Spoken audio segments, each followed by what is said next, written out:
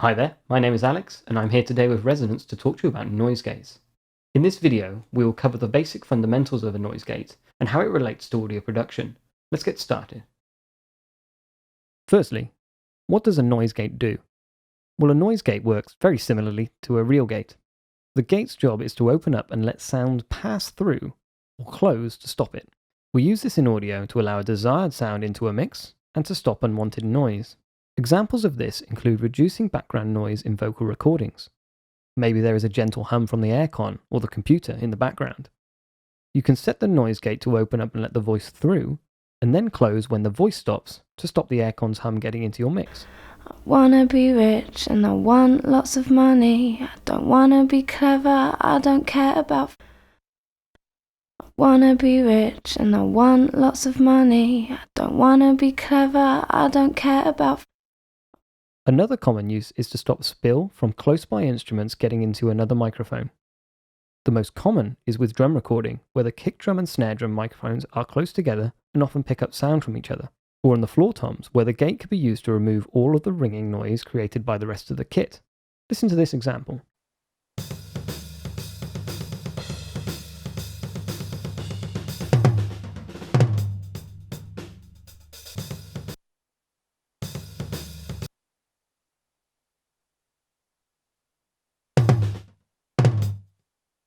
The gate opens to let the tom sound through, returning to silence afterwards.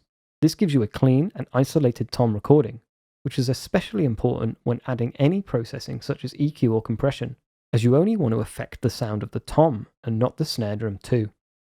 So what are the common parameters or controls on a noise gate? Well, firstly you have threshold. The threshold is a point you set measured in decibels. When the gain of the input signal drops below the threshold, the gate will activate and will apply gain reduction. If the gain of the input signal is above this threshold, the gate will remain fully open, letting all audio pass through unchanged.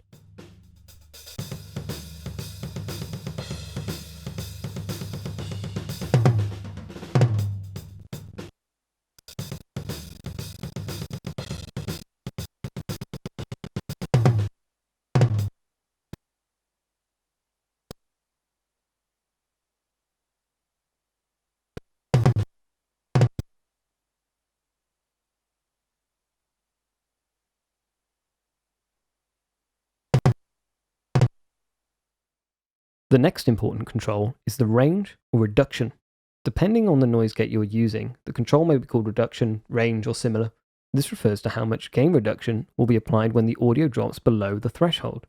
You can set it to reduce the input signal to be completely silent by increasing the gain reduction, or use it more subtly by using a lower gain reduction value.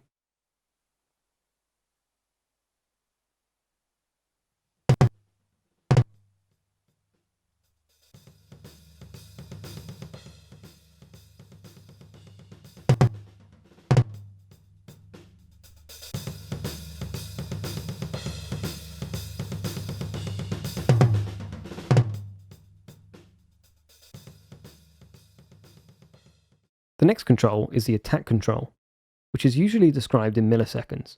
It controls how long the gate will take to react to a signal once the gain exceeds the threshold. If you want the noise gate to respond immediately to the threshold, then use a fast attack time. If you want a smooth transition from closed to open, or if you want it to sound like a fade in, use a slower attack time.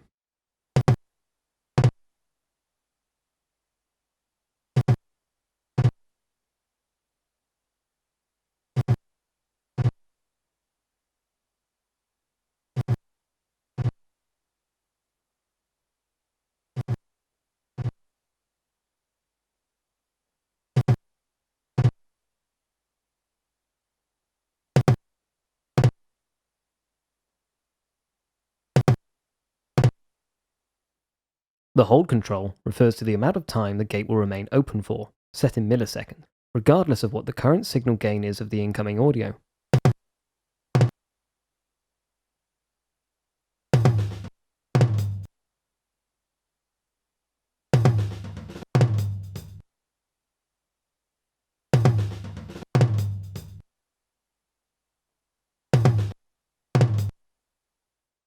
Another control is release. This is the opposite to the attack control in the way it tells the gate how long to wait before reducing the gain after the signal goes back below the threshold, and after the set hold duration is complete.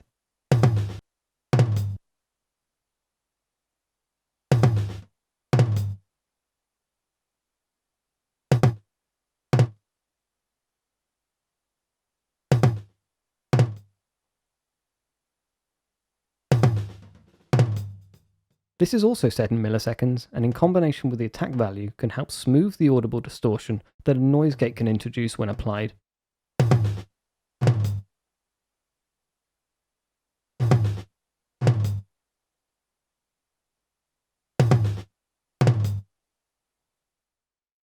Some gates even have a sidechain or key input. The sidechain is the secondary audio input into the gate, which remains inaudible to the listener.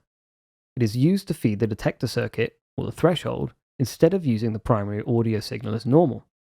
In other words, if we call input signal A, and then sidechain signal B, the noise gate will only activate in response to signal B, but apply the noise gating to signal A. All of the other settings, including attack, release, and reduction, operate as normal, but we now have more creative options. Here's a practical example. Let's try using a sidechain to recreate the famous 80s gated snare sound.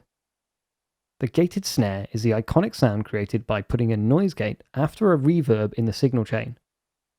I have a project here set up with a snare recording, which has already been gated to remove unwanted spill from other drums.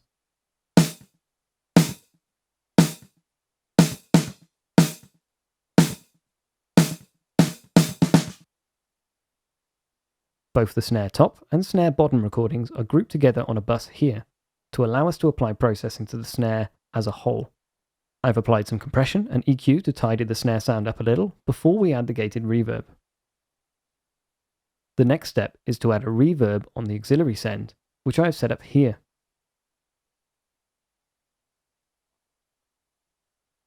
I have used a big hall reverb with very little pre-delay. Let's have a listen.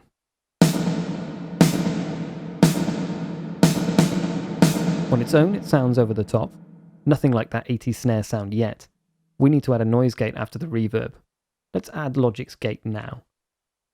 Trying to gate this reverb audio is difficult because the snare's transients are becoming lost in the reverb.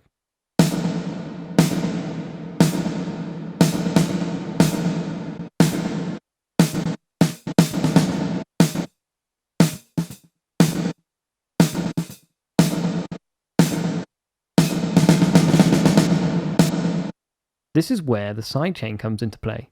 If we send the snare top audio to feed the sidechain of the gate, we will be able to set the threshold to the transients easily.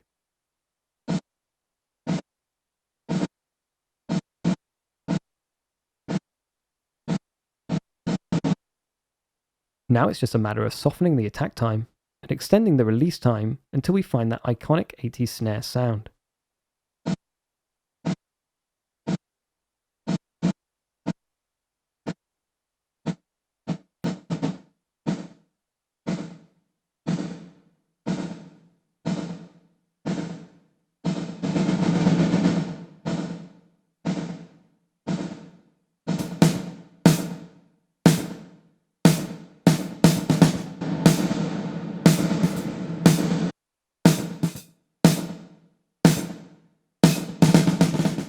The noise gate is an essential tool for live sound engineers and for studio engineers alike, but it can also be used as a production tool within your mixes.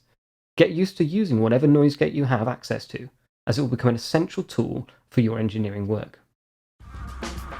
Google Resonance Education or check us out on social media. One Institute, endless opportunities.